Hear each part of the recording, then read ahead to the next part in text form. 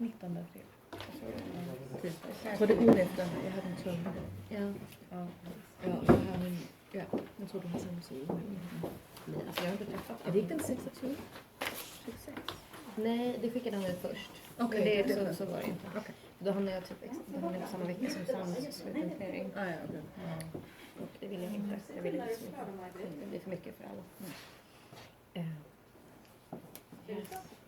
Ja, men jag har typ inte skrivit. Så, jag måste börja arbeta på det. I will stand in front of the camera. So hopefully, all right. Very quickly, you'll take them off. Okay, welcome so much to this seminar with Kim TallBear, which is part of the VVPP, short for science, validation, partial perspectives, knowledge production beyond norms, a node research group here at the Center for Gender Research, Literature Department, and Hugo Valentin Center. And so I had opportunity to invite Kim to come here, as she's already attending a conference in Stockholm. So we're really pleased that you could come. And I would say, so far we know only 2 scholars in the world doing feminist technoscience and indigenous studies together into design of technology and understanding actors, and that would be me and Kim. So we're so happy to have found each other and to bring it here. And I hope that it will also encourage others to enter this. And I know we have viewers, hopefully, that I managed to have live stream on here. But I will not speak more because I will let you introduce yourself more about yourself and your exciting talk. Making love and relations beyond settler sexualities. And I know settler, the term settler is not very known in the Swedish or Scandinavian context. If you want to explain. Maybe we'll just talk about it in yours. Okay. And then I'll discuss also. You will talk for like 20 minutes or what was that? Probably 25 because I need to explain some terms. Okay, that's totally fine. And then we have time for questions and discussion. And I will tell you, I'm live streaming now, so if we haven't decided yet if you'll keep it online afterwards, but if it's okay for everybody, we'll keep it afterwards. If somebody feels that you don't want it to be kept online, let me know and I'll take it down after the live streaming. So, hello the world. But it's only Kim that's visible on here. So, okay, thank you. Do you want me to repeat questions then when they come in Yeah, for the live stream audience? Yeah, maybe that's good. Or if they're loud enough, it'll pick up. My camera was actually very good. It was very well heard last time. All right. But people they are not seen, so if you want to be seen on camera, you have to come here. Otherwise, be loud and articulate and clear with your questions. Yeah, and I've asked actually Anne-Sophie to moderate afterwards so I can keep track of the live stream. Okay.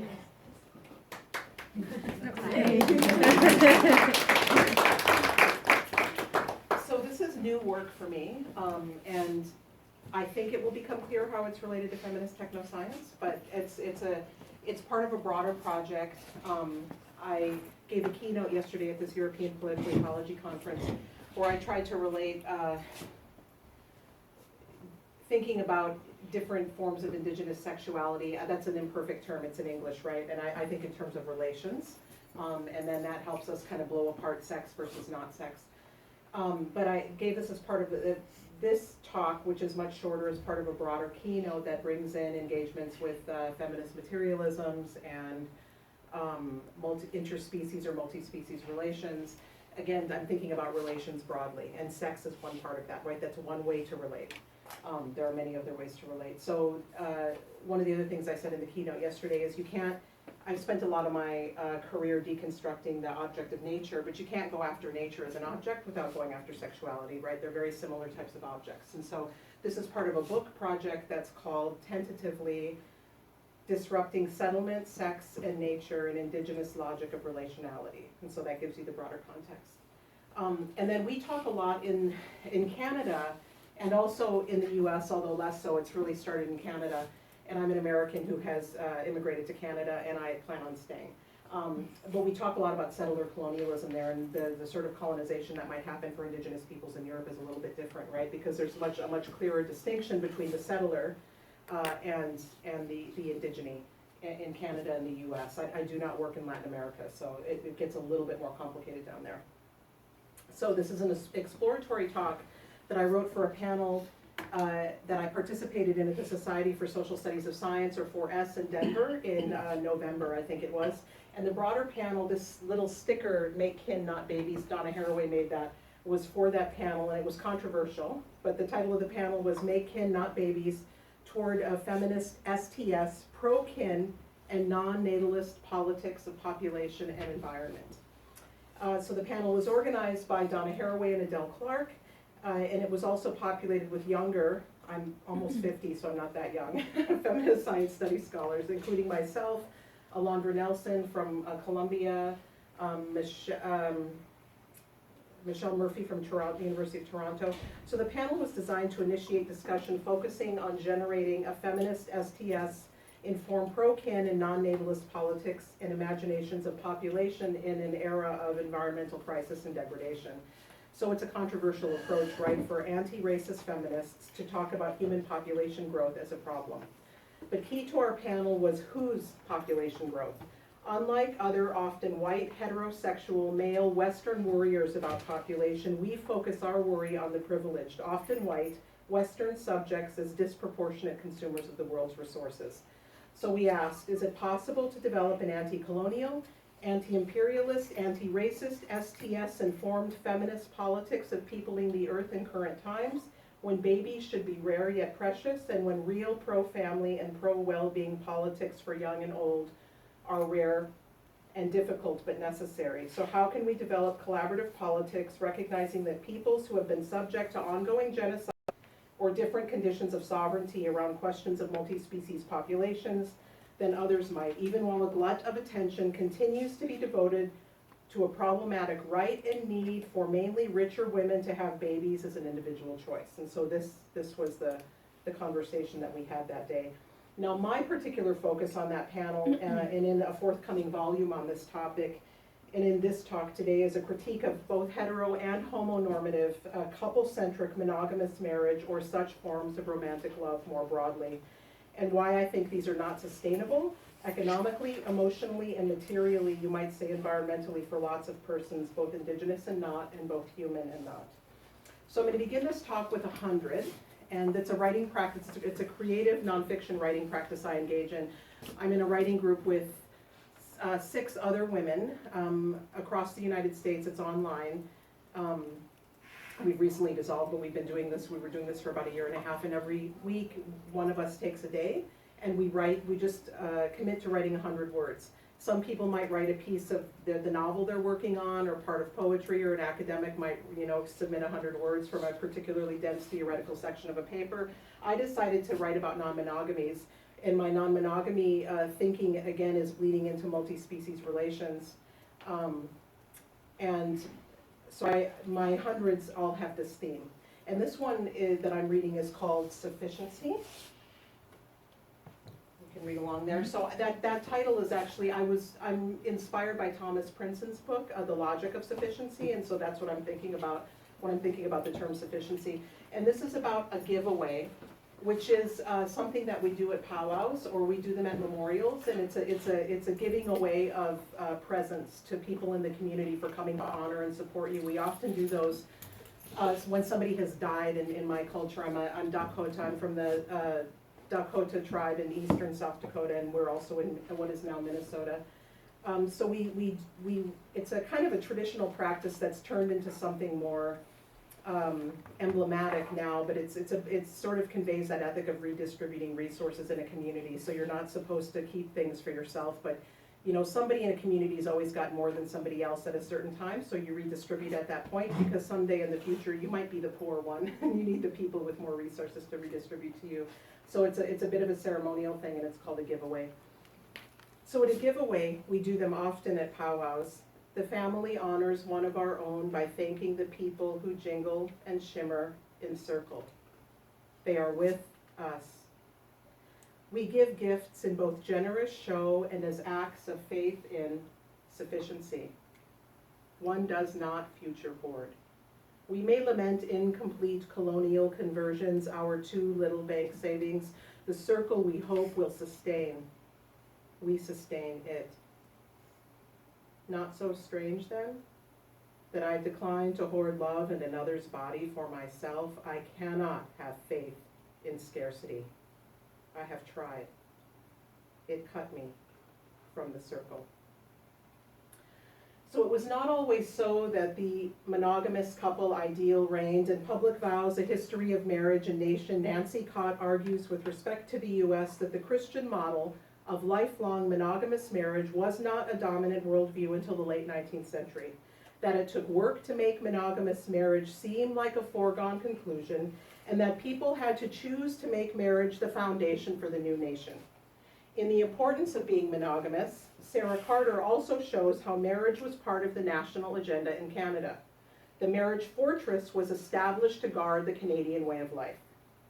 At the same time that monogamous marriage was solidified as ideal and central to both US and Canadian nation building, Indigenous peoples in these two countries were being viciously restrained, both conceptually and physically inside colonial borders and institutions that included residential schools, churches and missions, and also urban relocation programs. These were all designed to, quote, save the man and kill the Indian.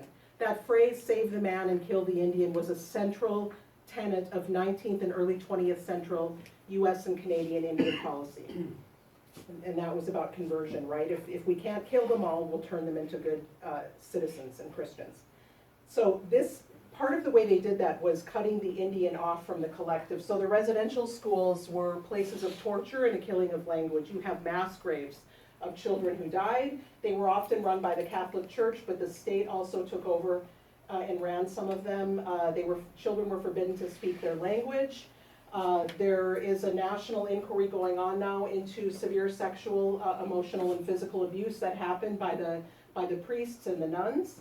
And there are monetary settlements now being paid out. In Canada, there's a whole National Truth and Reconciliation Commission happening, and you've got loads of testimony coming out. So children were basically kidnapped from their parents and put into these schools throughout the 20th century. This is a poster from an urban relocation program. This is mid-20th century federal policy in the United States, where it's just fascinating, right? You've got this picture of this little nuclear family. We live in extended families. And they want people to move to the city to inhabit these nuclear families, to act like white middle-class people, to take wage jobs. This is all part of a century-long effort to break up the tribal collective and to turn people into individualistic property owners. And this is save the man by killing the Indian is what's going on there. So it's not only marriage, but marriage is tied up with all of this other stuff.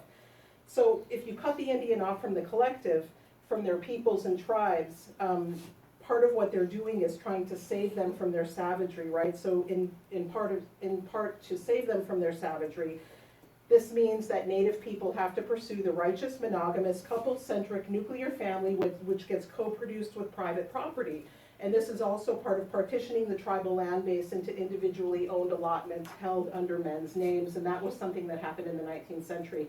You had tribal collective lands divided up into 160-acre allotments, which could only be held under a man's name, but he could get more land if he had a wife. He could get additional acreage, and then if he had children, he could get additional acreage beyond that. But this is all held under the men's name, so it's transferring land into male ownership, and then requiring women to actually get into a state-sanctioned marriage so they could actually be economically provided for, whereas before it was the community that provided for people, and women had much more control. So this really tied them to men, and they became, in effect, property. So I use the work of Kim Anderson, who is a Cree and Métis feminist in Canada, and she writes that one of the biggest targets of colonialism was the Indigenous family, in which women had occupied positions of authority and controlled land and property and personal property. So the colonial state really also targeted women's power in all of this policy, and it tied land tenure rights to heterosexual, one-on-one, lifelong marriages, again, thus tying women's economic well-being to men who controlled the property. So 150 years after my Dakota ancestors were brought under colonial control, and that was in the year 1862, when we had a war with German settlers in what is now Minnesota, and that's when the reservation era started for my particular people. So 150 years after this, the unsustainable nuclear family is the most commonly idealized alternative to the tribal and extended family context in which I was raised. Prior to colonization, the fundamental social unit of my people was the extended kin group, including plural marriage, and we can talk a little bit about that later. The Dakota word for extended family is Tioshpaye. The word for tribe or people is Oyate, and so the people that I belong to are called the Sisseton Wahpeton Oyate. The word means people. It often gets translated as nation because that's kind of strategic for our relations with the federal government. So with hindsight, I can see that my road to studying ethical non-monogamy began early in my observations in tribal communities in the US of mostly what would be considered failed monogamy, extreme serial monogamy, and disruptions to nuclear families. So throughout my growing up, I was subjected by both whites and natives ourselves to narratives of shortcoming and failure. So there were many descriptions in the literature and in public life of Native American broken families, teenage pregnancies, unmarried mothers, and other failed attempts to paint a white nationalist middle-class veneer over our lives. I used to think that it was the failures to live up to that ideal that turned me off emphasizing domesticity, and that's why I ran for the coasts of the US and higher education, and why I asserted from a very early age that I would never get married. But now I see that it was not my family's so-called failures, but rather I was suffocating under the weight of the aspirational ideal of a normative, middle-class nuclear family, including heteronormative coupledom, period. I was a happy child in those moments when I sat at my great-grandmother's dining room table with 4 generations, and towards the end of her life, we had 5 generations in that same house. We would gather around her small dining room table. People would be overflowing into the equally small living room.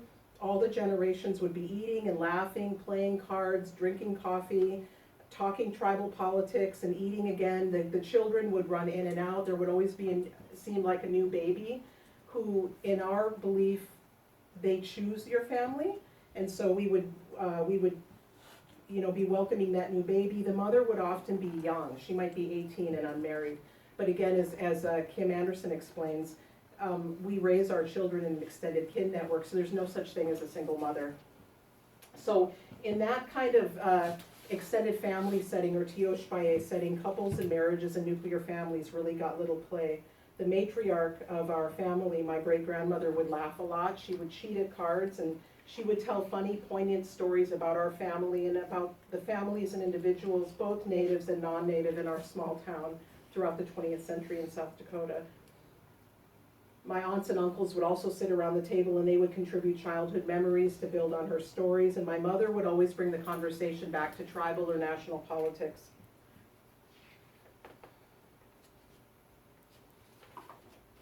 This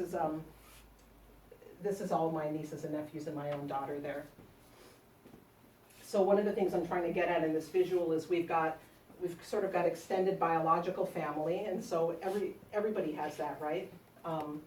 We also do ceremonial kin making, and I'll talk about that in a second. This is a tribal school in St. Paul, Minnesota, with an Anishinaabe or Ojibwe curriculum. So they acted a lot very much like an extended family, and this is non-biological family. And these are visuals from the kind of legal adoption that we do. So despite colonial violence against our kin systems, we are in everyday practice still really adept at building and maintaining extended families. So beyond the biological family, we create institutions that essentially function as a tioshpaye. So this is an example of this picture of what we call the survival school movement. And that was a movement that unfolded in St. Paul and Minneapolis and a bit up in Canada as well in the 1970s. And that was part of a response of activists and parents and community members who were working with the American Indian Movement, or AIM, in Minneapolis. And so each day at this school opened with a ceremony, and at the end of the day it would close with a ceremony, so a pipe ceremony. And there would be music and a drum, and there would be time for the children to dance. Everyone would get fed, and this is really important when you come from a poor community, right? These kids would come in every morning and they'd get fed, breakfast, lunch, and sometimes they would take food home with them. So there really was a big sense of caretaking that went on, and it was mostly Native people, but you've also got non-Native people who were sort of brought into our community as kin. And it's really interesting when you live in a tribal community, whether it's on the reservation or whether it's in a city, there are these non-natives that hang around your community and you're never sure, are they one of us but they just don't look like us? Or are they just sort of, you know, sometimes people just come around and they're more comfortable in a Native American community than their own, and that was definitely the case at Red Schoolhouse. So that's one example. We have something called the Indian Child Welfare Act, which is a piece of federal legislation that was lobbied for by Native American people in the US because, again, after that history of the residential school system in which children were stolen from their parents, you have a whole lot of Native children who were then adopted out to white families because, again, those white families were considered as having the good families, right? The normal families, the nuclear families that were Christian with a stay-at-home mom. And the Indigenous families were viewed as dysfunctional, so their children were taken away. And now we get priority because we have sort of pushed back against that and advocated for federal legislation. So we have priority when a Native American child is, say, in foster care or ready for adoption, they should go to a Native American family first because there's a desire to keep them within their tribal culture. You have a lot of children who were adopted out who later on had some pretty serious social problems because they were taken away from their culture and their community.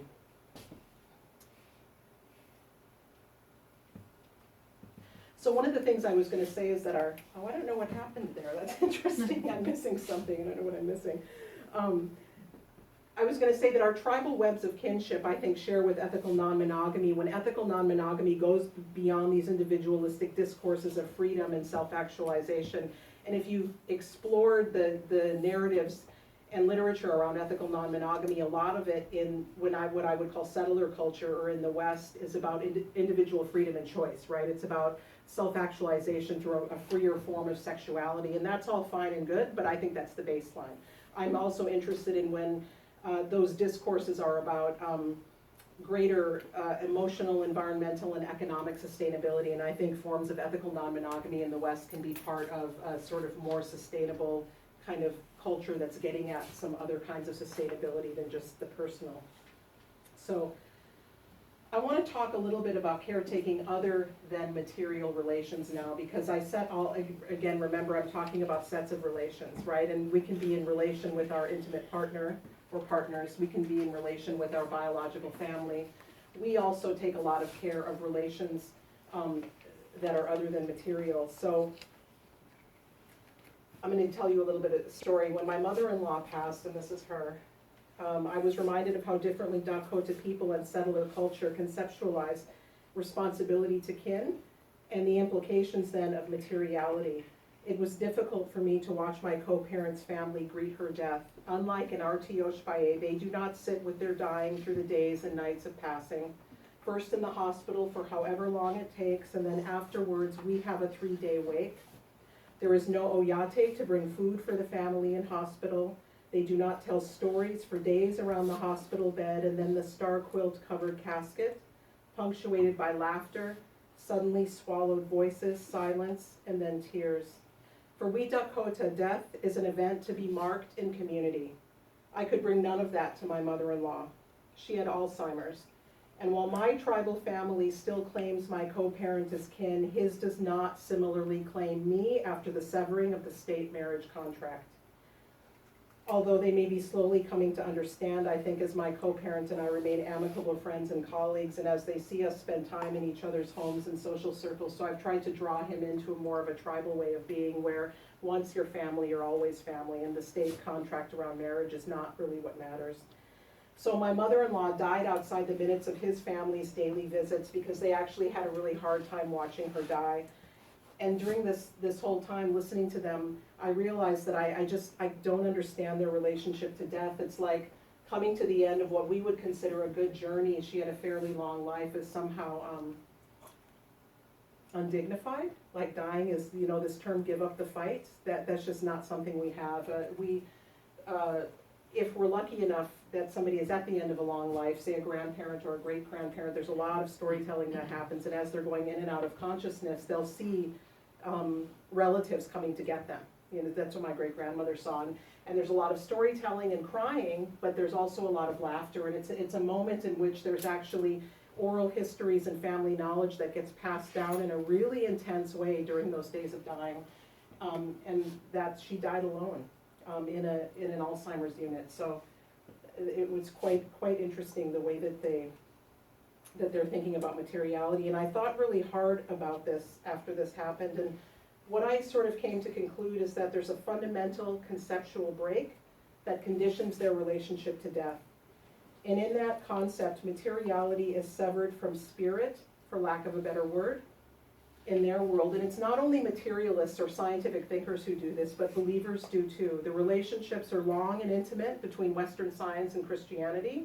There is no dichotomy in their shared conceptual ethical framework that does not become hierarchy, whether it's life versus death, human versus animal, man versus woman, civilized versus savage. Death is bad because death ends life. In such a worldview, spirits do not legitimately bridge worlds in mundane ceremonies or in dreams, but in our belief, spirits are persons. They are our social relations, be they wise or imperfect. Some were human, some may be again. We tribal people don't have scripture or a Google map plotting the streets of the spirit world. We don't all share one named broker from this world to the next. We don't pretend to know much. But we do know that death of the body opens up another stage of being, not only materially, but in ways we cannot yet measure. We have all seen or heard of it. We may not all have the same relations with those who move without bodies amongst us, but it is impossible to live in a tribal community and not live within a world where these spirit persons do things. So for us, materiality is part of beingness, not the other way around.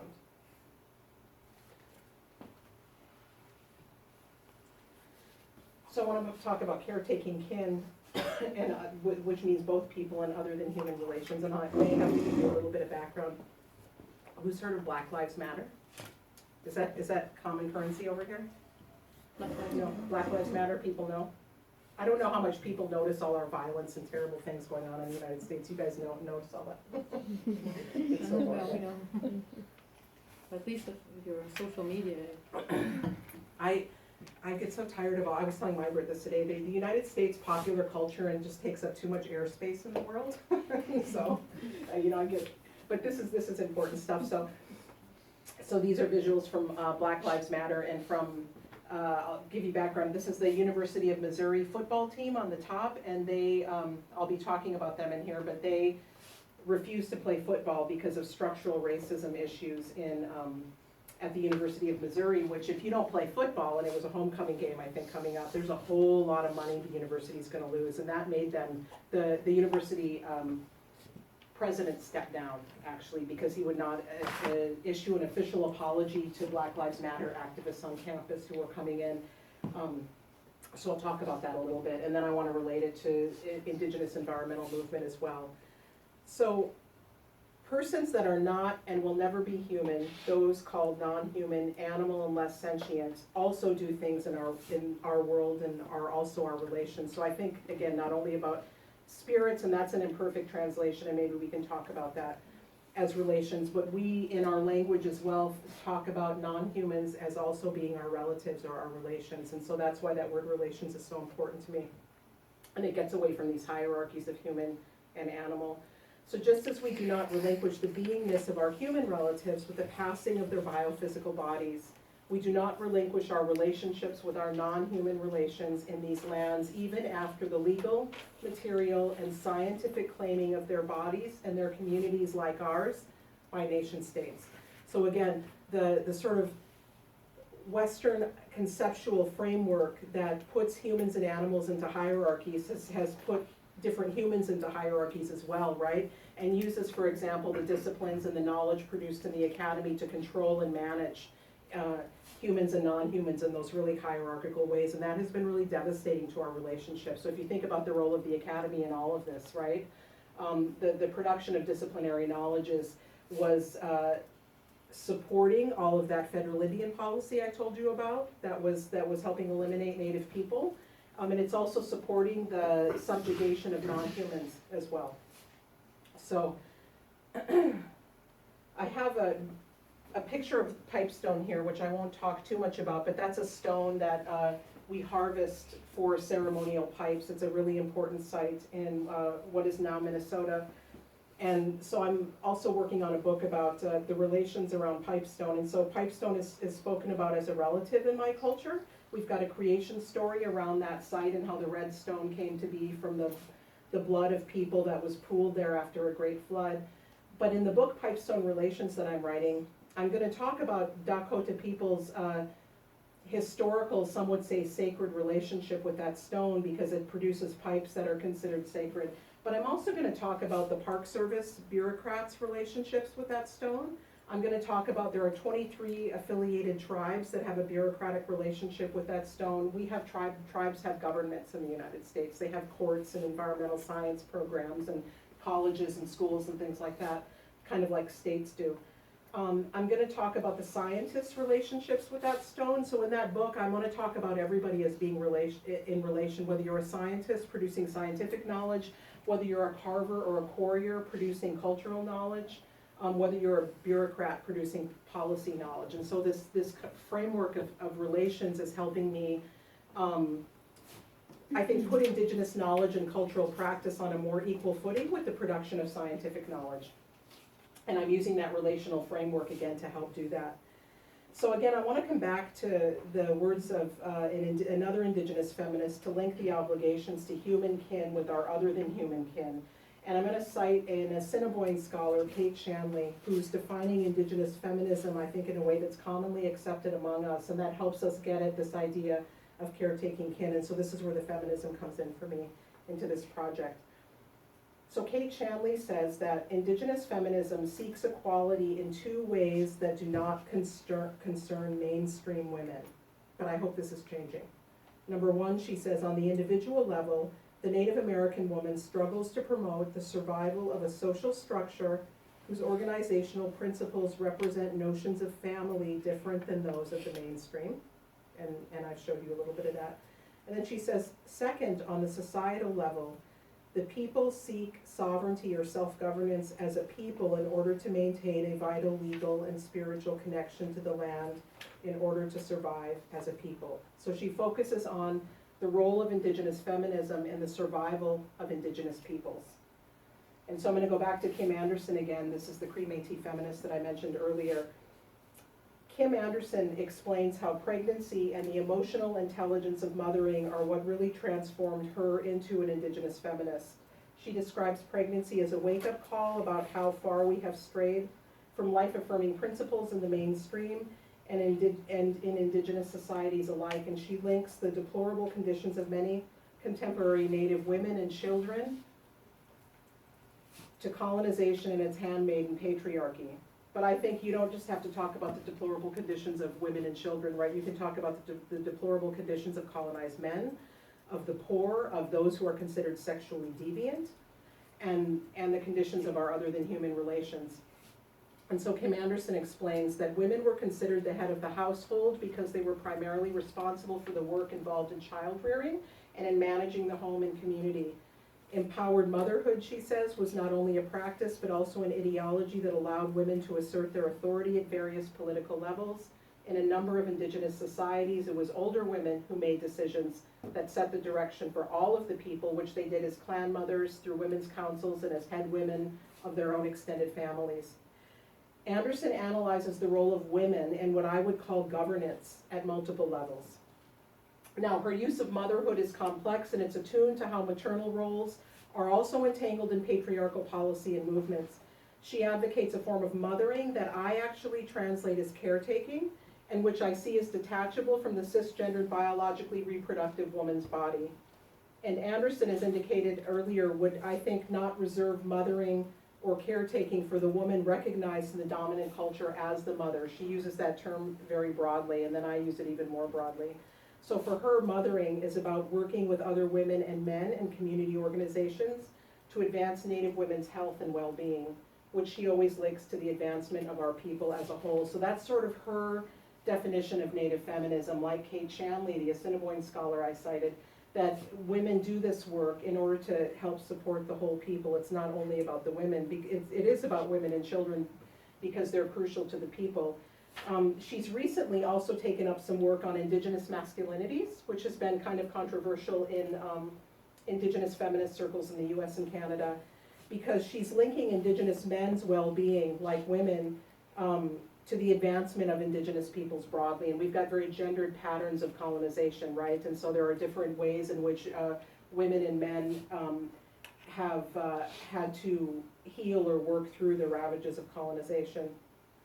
So at a December 2015 symposium at the University of Alberta on Indigenous masculinities, Anderson shared an illustrative and moving story about one man who nurtured her family. She remembered her father, who she described as always working hard to make all of the children laugh, and that he was also the one that did all the cooking for the family. She said he imparted humor and nurturing to their lives, although he eventually drank himself to death.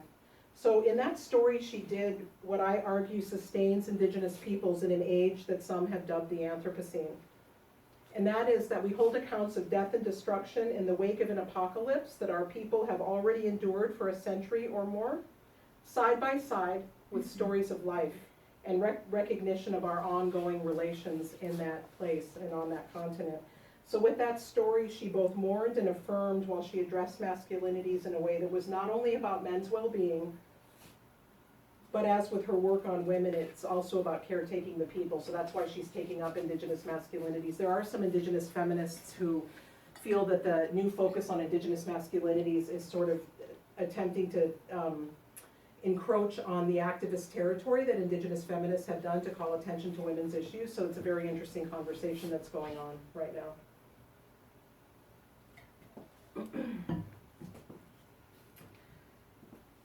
So I'm going to talk a little bit about Black Lives Matter. Now, this bottom visual is from a November 2015 blog post by Yvonne Marquez from the online zine autostraddle.com. And the title of her article, Badass Black Queer Women Paved the Way for the Mizzou Movement, and that's the University of Missouri. In that blog post, she highlights Black Lives Matter activism after several explicitly anti-Black incidents that resulted in the resignation of the University of Missouri president. And here's what the author says. What's most interesting and empowering about these student demonstrations was that it was inspired by the Black Lives Matter movement happening in nearby St. Louis and Ferguson, Missouri. And just like the Black Lives Matter movement, the Concerned Student 1950 group was led and organized by queer Black women. I hadn't known that about Black Lives Matter, actually, that those were the foundational organizers.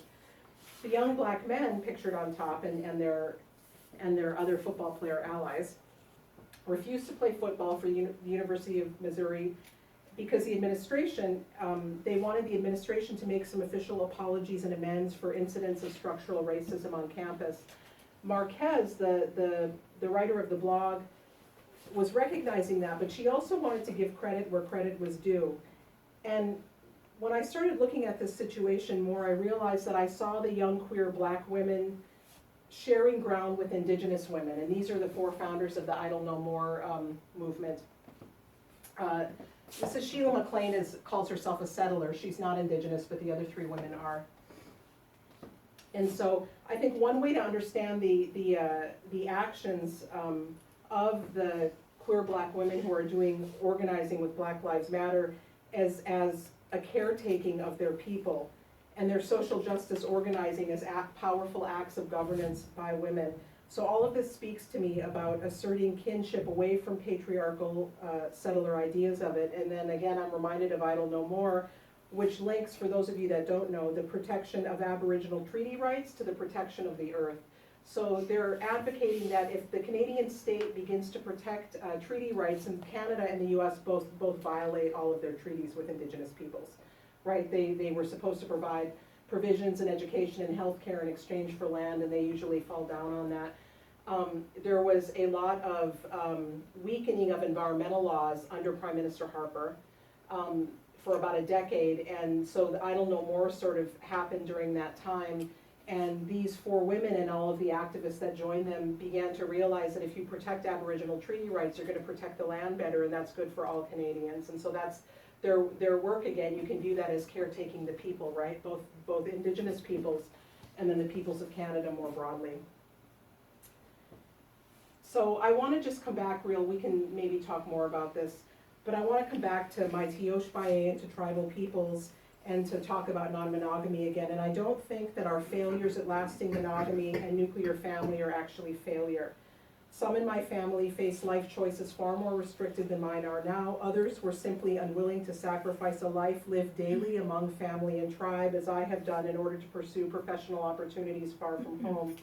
From where I stand now, it looks like most of my extended family members have more security in our small town tribal community or in the urban Indian community in which I spent part of my childhood than they do in Eurocentric traditions of nuclear family and state-sanctioned marriage. Of course, like ethical non-monogamy, the relations of the Tioshpae or the extended family can be demanding, and it's no bed of roses every day. But I see us deep inside the shifting walls of this colonial edifice, which took most of the world's resources to build, and that's what's being pushed back against by all of these activists. I see us working within that edifice, experimenting and working incrementally with tools and technologies that we did not craft. And this will get back to my notion of Indigenous knowledge and how that's quite, I think, quite dynamic. So I see us combining Indigenous knowledges with contemporary knowledges in any open space we can find to build lives and communities that make any sense to us at all. And this will go hand in hand with not only repairing our extended families and our Indigenous communities, but it will involve reparative kin making with non-humans, with the places in which our peoples have emerged as peoples. And so I think as we do this, then we can't avoid the question about who gets to have babies and whose children will flourish at the expense of others. Those are just some pictures of children at, this is the tribal school on my reservation, Tioshpazina, and this is from the Indian school in my town that's run by the federal government. And this is, what did I call this, a blessing yesterday? This is kind of what I come down to. I originally did this talk for Valentine's Day, actually, so I felt like I needed something to stand in the place of Happy Valentine's Day. So may your networks of love and relations be many and not caged within settler-colonial norms of rapacious individualism, hierarchies of life, and ownership of land, bodies, and desires. So happy belated Valentine's Day. Okay, that's my talk.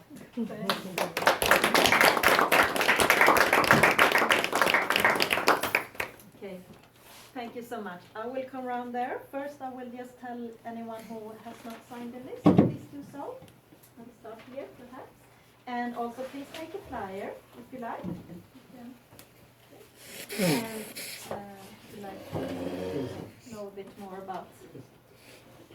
So, please start the list. I forgot to say that this seminar is co-sponsored by Uppsam, the Association for Sami-related Research in Uppsala, and the Samiland Free University. You sound like a public television announcer. Yeah, we have at least one real-time viewer here. Oh, great, okay. Is Kim visible in the camera? Am I still visible? Let me see. Yes. Yes, you're both visible. Great, okay.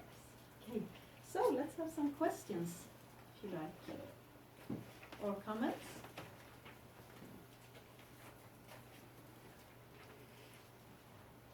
It's very North American based, so I don't know what's confusing or not. Yes, please. I'd like you to expand a bit more, like, what will be the implications and challenges about applying this, if it will be a theory of extended family in our current society, like here, for example, or is it like, yeah, like advantage and things, because it just feels like we are moving every time far away from it, like a more individualistic way of living, and it feels like this is really nice because I think at the end we are here for human relationships, and so I like you to expand on that if you can. That's a really big question. So I'm sorry, are you asking, is it realistic to think about living in this way? And Which particular aspect? To have a society more like living more with extended families. Yeah, I mean, we kind of already do this. So partly what I'm doing is just applying a theoretical framework, right, to the way in which we are already living, and I'm thinking about ways to legitimate the kind of extended families that we personally already inhabit in tribal communities in the U.S. And I see this across the United States and Canada, right? And those are the two places I've worked, and there is a lot in common. So there's this whole welfare system that has been very involved in both countries in managing our families, right? So we still got a lot of, an article just came out on CBC today about white middle-class social workers are the ones that are determining what constitutes a functional or dysfunctional family, and they're still taking Native children away. So they might go into the north and see these little Native children running around in the bush getting all dirty while they're out living on the land. They're not going to look like middle-class children in the suburbs, right? And that's being constituted as neglect or abuse. And so what I'm trying to do is legitimate, I think, what we're already doing right and stop talking about us as dysfunctional, right? Because we're not living up to this standard. So it's not necessarily advocating a shift in the way that we live, but it's advocating a shift in the way that the settler state thinks and categorizes us. Now, the thing that's new about what I'm doing, though, is I'm also trying to legitimate non-monogamy. Now, we had forms of non-monogamy. We had plural marriage in my culture and most tribal cultures, I think, in North America. And I had a question yesterday at the Political Ecology Conference about, polygamy in certain cultures being used to control women. I don't do comparative work with polygamy in other cultures. What I'm thinking about is historically how non-monogamy worked in Plains tribal societies, in which it's true that it was men often, not always, but most of the time, who had plural wives, but there was a very flexible sense of divorce. I mean, women could leave, and also Kim Anderson gets at the way that children are raised, usually by a community of women. The biological father often wasn't really that important. The children were raised by grandparents, they were raised by aunties, uncles had an active role in raising up young men. So what I'm trying to do is articulate a sense that that was a good way to live with a contemporary movement towards ethical non-monogamy. And so that would be what I would call an articulation between older forms of living in community and newer forms of living in community. So it might sound a little prescriptive. I'm not trying to prescribe some sort of major shift, but rather get us to start thinking differently, right? About the ethic of living in different kinds of family forms. How was that for an evasive intellectual response? I was like, going maybe too far away, thinking about because beside applying to a tribal living, what about if we the rest of the rest of the people start to think in that way and apply it? Or well, and part of my work is intervening in the literature around ethical non-monogamy, moving from polyamory to relationship anarchy, right? And there's an interesting move towards that. There's almost no Indigenous people in my cultural world who are practicing that, but I see us engaging in pretty dysfunctional attempts to be monogamous. I find it pretty. And I'd like us to engage in conversations about how to articulate some of the practices of our ancestors with some sort of contemporary Western secular non-monogamies. Because again, we as Indigenous people are always articulating old with new, right? I tell my students that Indigenous knowledge is any knowledge that helps us survive as a people. And that's what's important. It's not surviving as an individual as much as it's about surviving as a people. And that's what we focus on, the survival of the collective. And so in order to survive as a collective, for example, we now engage with environmental science and certain kinds of technology, and we'll articulate those with older forms of what you might call ethnobotany. So we're always kind of intersecting older and newer knowledges, and I would like us to do that around relationships as well. Yes, more questions? Yes. Yeah, I can just, thanks for your talk. It's really, I think I heard your talk in Denver actually, but. Oh, were you in that big room? That was interesting, huh? But it makes me think about growing up in Ohio and thinking of that sort of middle class white family in suburban Ohio, and then coming to Sweden later on and thinking of these sort of forms of family that there are many different kinds of. I think that in Sweden I realized that, at least in this Stockholm, Uppsala, there are so many different forms of family that are very uncommon in that sort of Ohio context. Oh, interesting. And I think one of the interesting differences is that here, the sort of it is so much more an individualized society in Sweden, despite the sort of idea we have of Swedish community and solidarity, but More it's so a, than the US? it's a much more individualized system here, so that people are very much individuals with an individual relation to the state, and that makes it possible to have all kinds of diverse family arrangements. And this sort of monogamy, the monogamy norm is much weaker, I would say, here than in Right. At the same time, I was thinking in the U.S., with at least in families with fewer resources, you have this sort of ways of extended families living together because these sort of social They have services to. aren't there Yeah. anymore. Yeah. So you have like grandparents living, Mhm. moving back in with their children, and so I know it's just a reflection of sort of.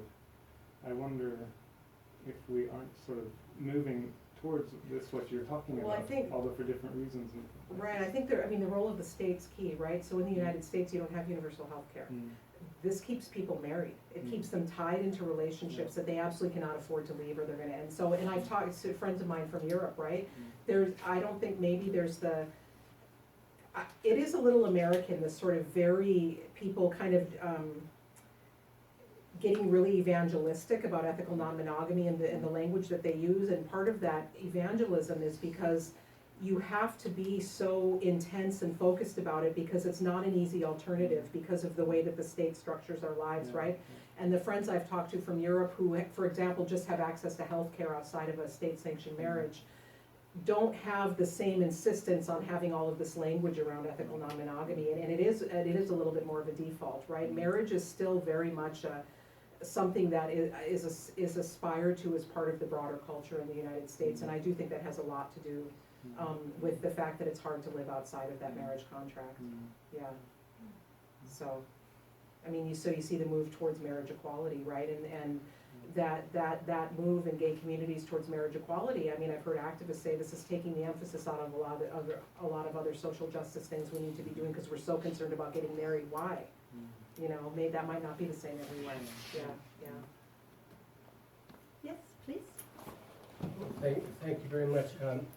I was very much enlightened. I was surprised. I didn't realize that, I mean, I'd heard a lot about the Allotment Act before, but I didn't really realize that what you were telling about, that women could only if married would be Yeah. having a piece of that Yeah, yeah. cake. So that got me thinking about, you know, the relationships of rights according to how one conceives of property. It seems to be so incredibly hooked up to property all the time. I mean, you didn't even have the right to vote if you didn't own Yeah, property. yeah. It was here too, in Sweden. Here in Sweden, it's still so. In the Sami reindeer herding Samabies, you know, you have this husbonde begrepp. I don't know how you'd say this in English. Housemaster, who is the one who is voting. Oh. The woman's reindeer count, he's the one that casts it's usually a Still? man almost. Is this like in Sami Parliament or something? No, this is Swedish law. It's Swedish law. And there it's not just Sami law. landed property, it's reindeer property. Oh. So you have this, again, property is the thing which is determining these things. And the interesting thing is, what is the justification? That's what I want to hear, the justification in the Allotment Act. But the justification given so much here is that you always hear it's only the people that really own the property that have the incentive to care for it and be the good stewards for it in an ecological, sustainable way. That's and in the Sami world, it's like equated like a business shareholding cooperation. If you own stock, of course, the more stock you have, the more you should have to say for it. You know, you own one share, you shouldn't have as much to say as Bill Gates over IBM and that kind of thing. So this justification, that's what has to be confronted. It seems to me. How do was that what was said about the Allotment Act? Yeah, in the late 19th century, I mean, the whole civilizing project, all of the rhetoric of the US government and the churches, which were working together, was about civilizing the Indian, right? So central to civilization was turning them from communal people who kind of shared property around that first vignette I gave you, right, of giving things away and transferring things around. The missionaries and the federal agents were really irritated with the fact that Native people would give things away and redistribute resources like that. They were really offended by that, actually, and you go back into the historical record and you see that. And so there was a real concerted effort to turn them into farmers, right? And so this was the project in the late 19th century. There was a sense that Native women were really oppressed and had these miserable lives because they were the ones that if there was any planting that was done, and where I'm from, we're not largely a planting people, right? We were more people who did a lot of hunting and fishing. But the women would do the planting, and the European immigrants just thought that was a terrible life for a woman because the men were out hunting and doing whatever. And so there was this sort of simultaneously complex integrated project of turning gender relations in Indigenous communities into what looked like European gender relations. That's always tied to the land and how the land is managed, how it's cordoned off and partitioned, whose name it's in, how it's worked. It has to become productive so that Native people weren't improving the property and making it productive in the way that they were supposed to in the kind of United States economic system. So the whole project is just this entire civilizing project, right? That's about turning Native people into good citizens in a late 19th century version of what that looked like. So I don't know if you're looking for more than that, but Yeah, somehow the idea that Native peoples or Indigenous peoples lack the ability that if allowed to land or property to be owned by a collective, it would somehow, the knee-jerk reaction is always that it's going to just go to pieces because of the commons dilemma type argument, instead of realizing it doesn't have to, yeah. doesn't necessarily. But it's locked into that, and it's still so dominant today. Yeah. It's hard to read those histories. I feel really bad for my ancestors the more that I read how awful it must have been. You know, every single thing they did was wrong. You know, every single thing. The way that they loved each other, the way they treated their children, the way they inhabited the land, the way they prayed, it was all wrong. So yeah. Thank you. I think we have one last question. Yes, Oh, from okay. Frida. We have one on online. Can I ask that one after? Oh, there's a question online. Okay, That's that's what I you was pointing wanted at. to- Okay, understand. Well, then we have two last questions then. Can we go take Frida first? Yes. It's a very short question. I heard you mention in passing now that you didn't want to use the concept of polyamorous relationships, or that you felt that was misleading in some way, and you went for the ethical non-monogamy instead. Why? Oh, I don't think it's misleading. I just think it's there's so much pushback against that term, right? And I think I do think polyamory is another form of settler sexuality. But as in all of these settler knowledges that I deal with in the academy, I take them for what they're worth, right? They can be really useful. But I don't think that's the word that's going to be useful in terms of thinking about Indigenous relations. So I'm in anything that I do, I push myself and my students. I actually want to look into Indigenous languages and find words that we can use to as analytical frameworks for thinking about these things in other ways. But I'm in conversation with people that are working with polyamory and other ethical non-monogamous terms out in the rest of the world. It's just not. It's like a temporary kind of place to dwell and think, right? But there's it's still super, and at least in U.S. practice, it's really heteronormative. It's still really the domain of the middle class. It's very white. You know, if you go into those communities, they're not racially diverse.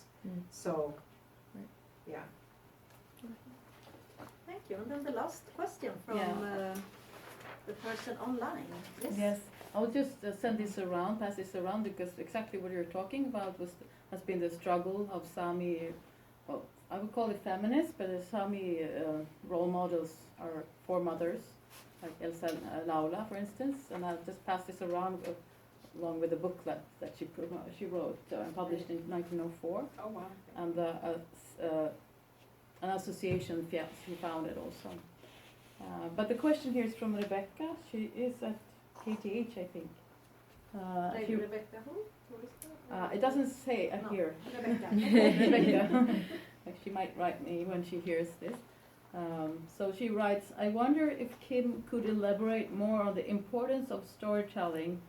sharing histories and death that she mentioned, and how these relate to the work of legitimizing ethical non-monogamy and keeping the land healthy through indigenous environmental and management, if that is intelligible? Question mark. So the role of narrative or storytelling in relationship to ethical non-monogamy and Keeping the land environmental. healthy. Oh boy, that's a big question. I might have to think about that and get back to her if she has an email. Yeah, okay. I mean, you know, for me, the narratives or oral histories are really important, right? For sort of, if you say it and speak it, in a sense, you legitimate it, right? You say this is a legitimate way of being in the world. So for me, that's what narrative does. Yeah, I'll have to think about that, though. It's a big question. I usually can come up with an answer, but. Well, time is out. Thank you so Yeah. much, Kim. Thank you so much. We will, thank you so much, Kim, and thank you all for coming. Yeah. We still have the room for some more time. I will be just hanging out here if you want to stick around and just mingle and discuss. So we still have the room available. Yes, For- exactly. I wanted to tell you all also to, before you leave, you should make sure to sign the list, take a flyer, take a pee and welcome back to our seminars. Thank you so much all for coming. Alltså det där var hennes kampsyfte mot det. Okej, det förstod jag inte vad jag skulle. Should I write it here? Jag ska lite tillbaka på